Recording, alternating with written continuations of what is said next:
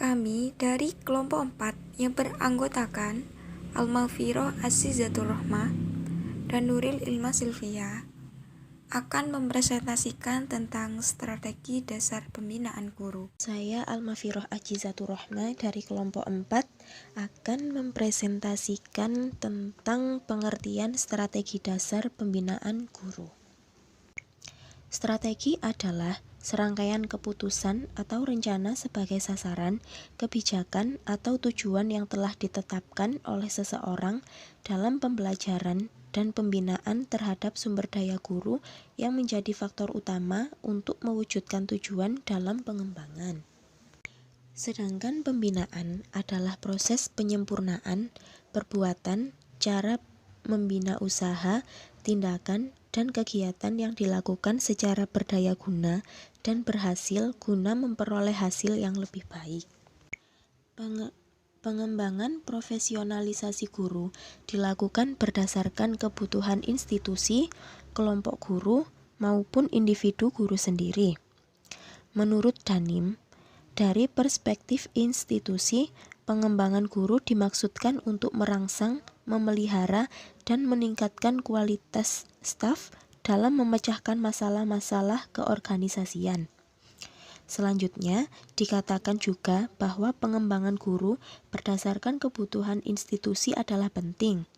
Namun, hal yang lebih penting adalah berdasar kebutuhan individu guru untuk menjalani proses profesionalisasi, karena substansi kajian dalam konteks pembelajaran selalu berkembang dan berubah menurut dimensi ruang dan waktu. Jadi guru dituntut untuk selalu meningkatkan kompetensinya.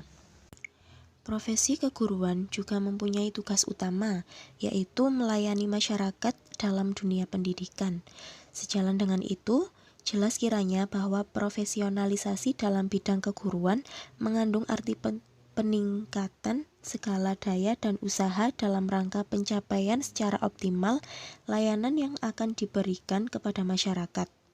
Untuk meningkatkan mutu pendidikan saat ini, maka profesionalisasi guru atau pendidik merupakan suatu keharusan, terlebih lagi apabila kita melihat kondisi objektif saat ini yang berkaitan dengan berbagai hal yang ditemui dalam melaksanakan pendidikan, yaitu yang pertama, perkembangan iptek. Perkembangan iptek yang cepat menuntut setiap guru dihadapkan pada penguasaan hal-hal baru berkaitan dengan materi pembelajaran atau pendukung pelaksanaan pembelajaran seperti penggunaan internet untuk pembelajaran, program multimedia, dan lain sebagainya. Yang kedua, persaingan global bagi lulusan pendidikan. Diberlakukannya pasar bebas melalui NAFTA mengindikasikan bahwa setiap lulusan pendidikan di Indonesia akan dipersaingkan dengan lulusan dari sekolah-sekolah yang berada di Asia.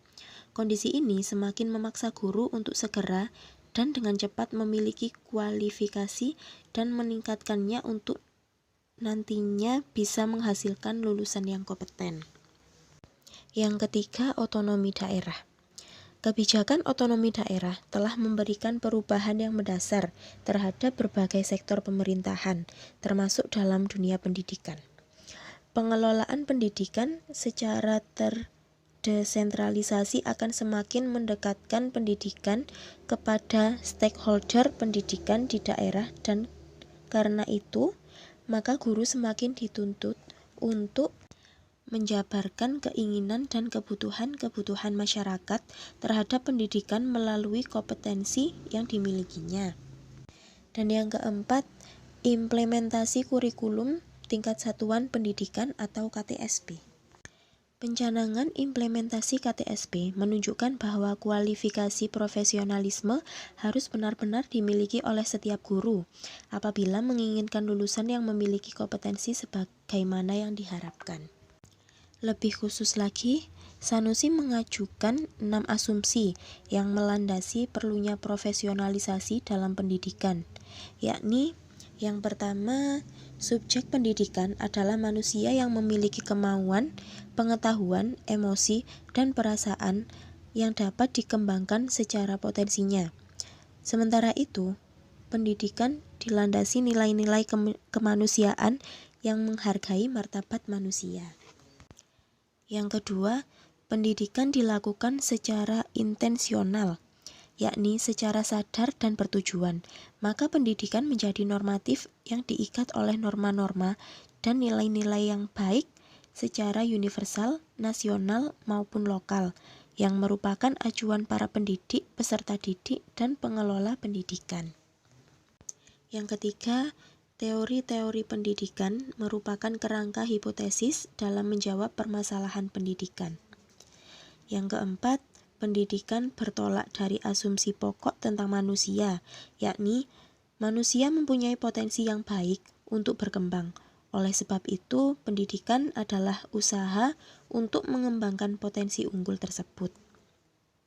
Yang kelima, inti pendidikan terjadi dalam prosesnya, yakni situasi di mana terjadi dialog antara peserta didik dengan pendidik, yang memungkinkan peserta didik tumbuh ke arah yang dikehendaki oleh pendidik dan selaras dengan nilai-nilai yang dijunjung tinggi masyarakat. Dan yang terakhir, yang keenam, sering terjadinya dilema antara tujuan utama pendidikan, yakni menjadikan manusia sebagai manusia yang baik, dengan misi instrumental, yakni merupakan alat untuk perubahan atau pencapaian sesuatu.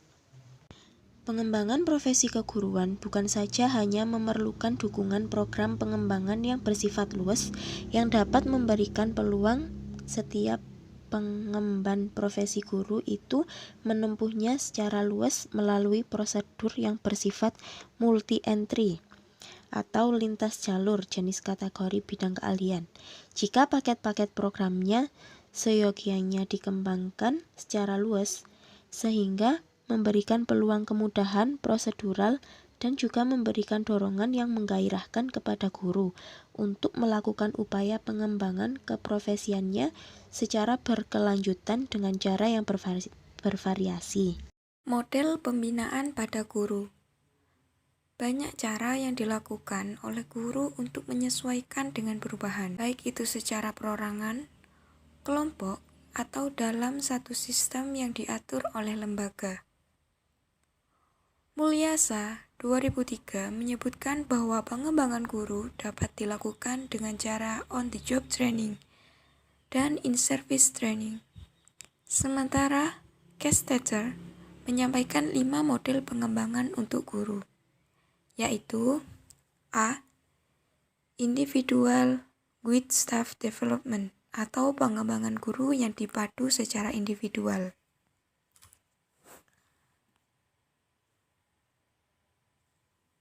Para guru dapat menilai kebutuhan belajar mereka dan mampu belajar aktif serta mengarahkan diri sendiri.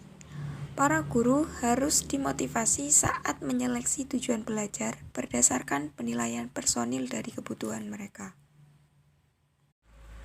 B. Observation atau assessment, yakni observasi atau penilaian. Observasi dan penilaian dari instruksi penyediaan guru dengan data yang dapat direfleksikan dan dianalisis untuk tujuan peningkatan belajar siswa. Refleksi oleh guru pada prakteknya dapat ditingkatkan oleh observasi lainnya. C. Involvement in a development atau improvement process, yakni keterlibatan dalam suatu proses pengembangan atau peningkatan.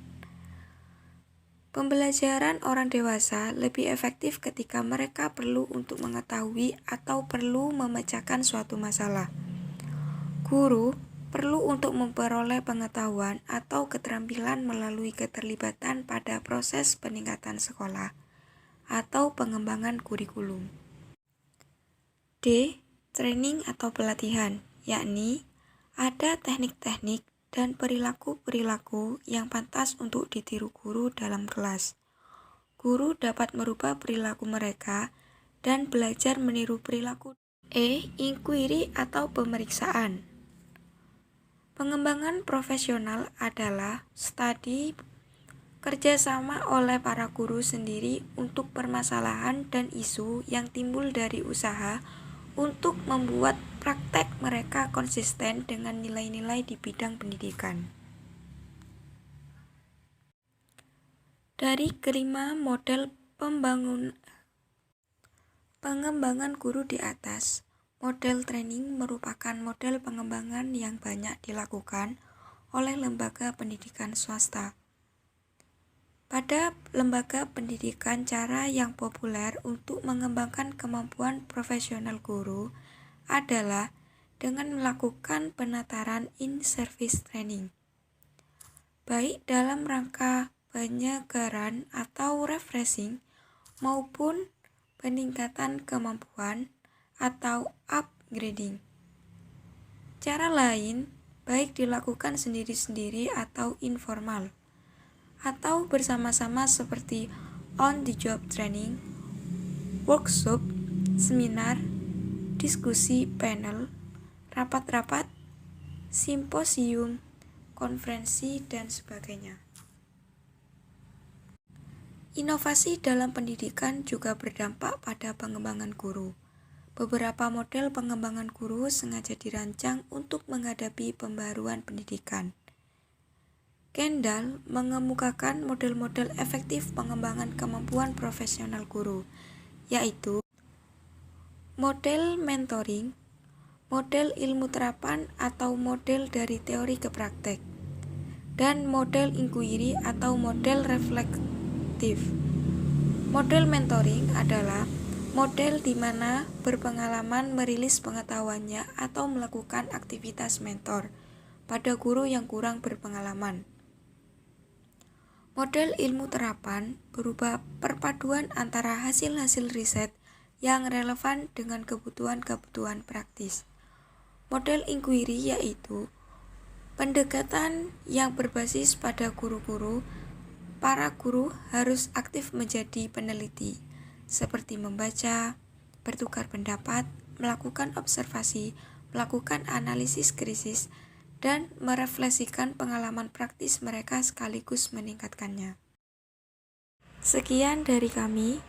Untuk kurang lebihnya kami mohon maaf dan terima kasih.